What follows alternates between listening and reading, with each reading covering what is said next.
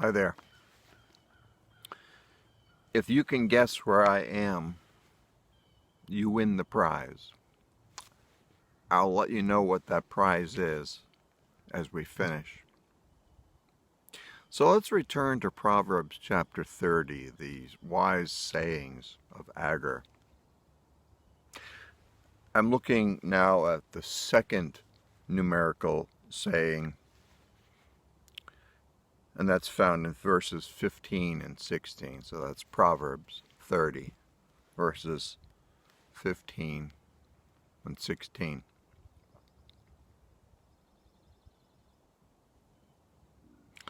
The leech has two daughters.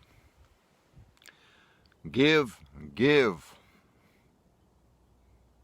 Three things are never satisfied.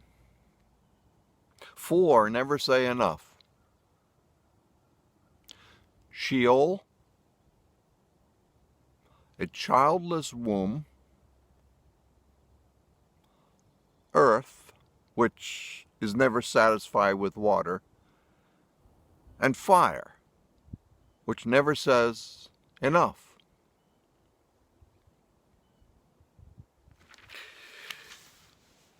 Let's take this thing one step at a time, shall we? This is interesting.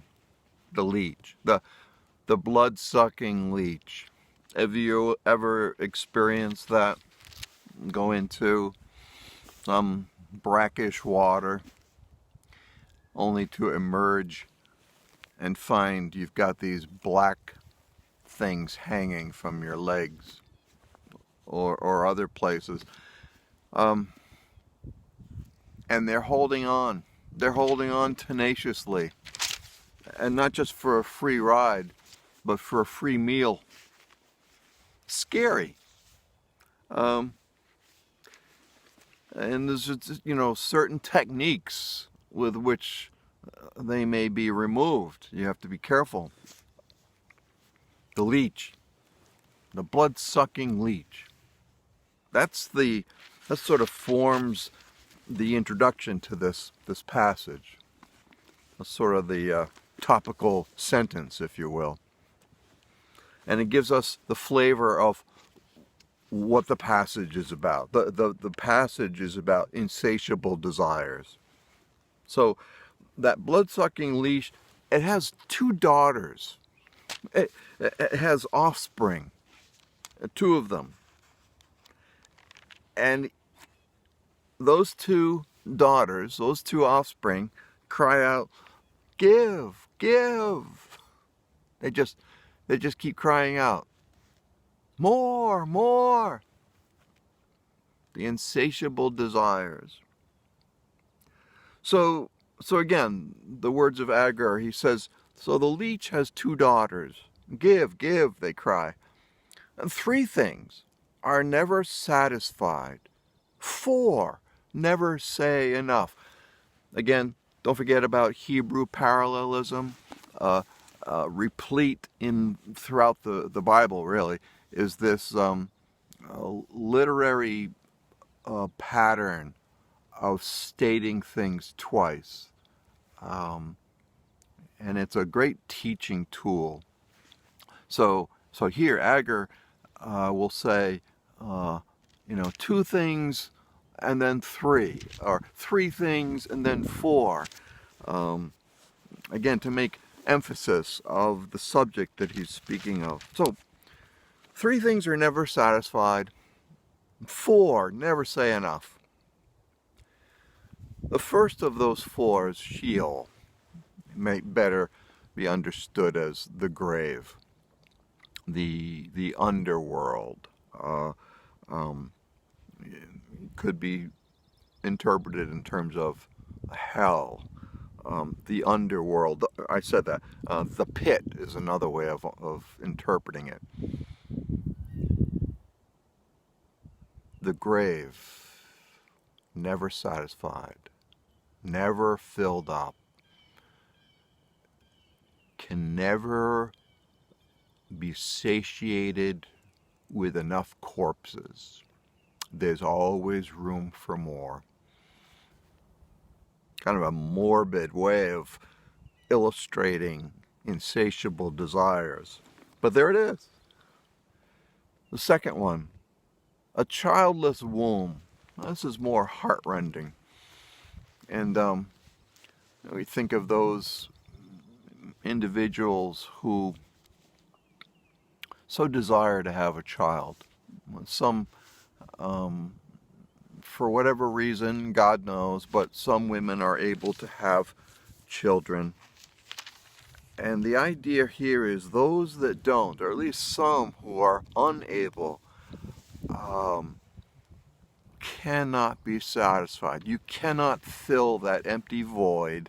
And again, I'm not saying all women who are unable to have children have this insatiable desire, but certainly the writer of this proverb is using it as an illustration, so at least some do, that that husband is unable to quench the wife's thirst for children, and he may try to fill that void with other things.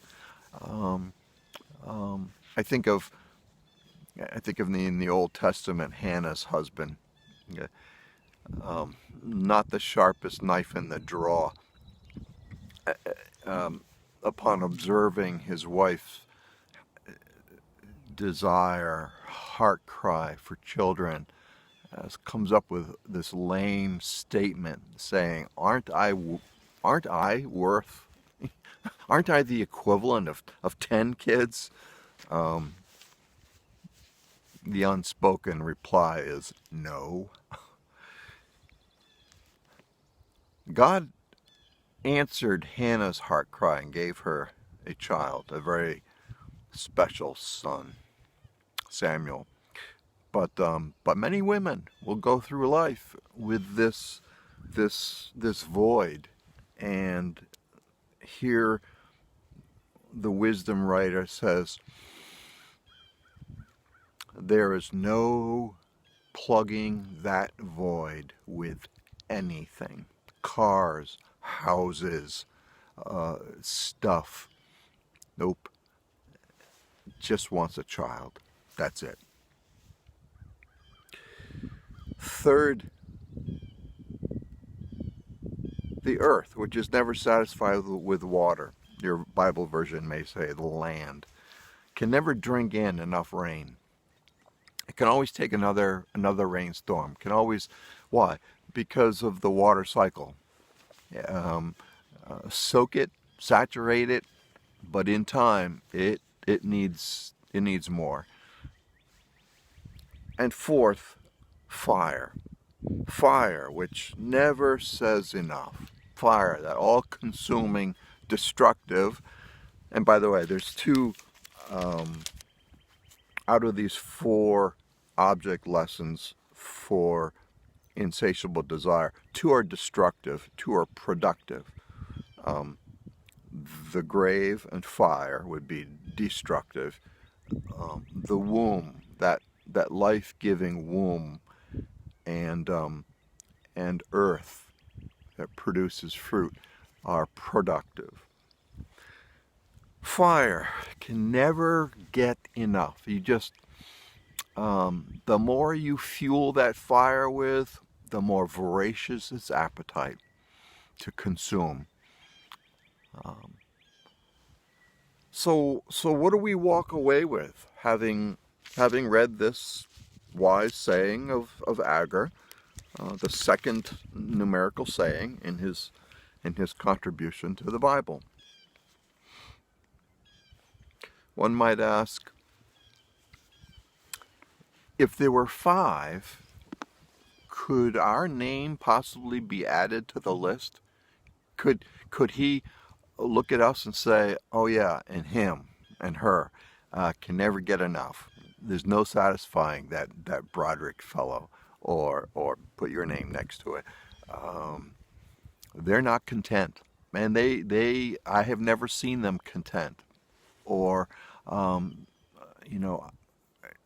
matter how much that person acquires, no matter what his salary, no matter how many children, no matter how many houses and homes and how much is in the 401k, there is no satisfying that person.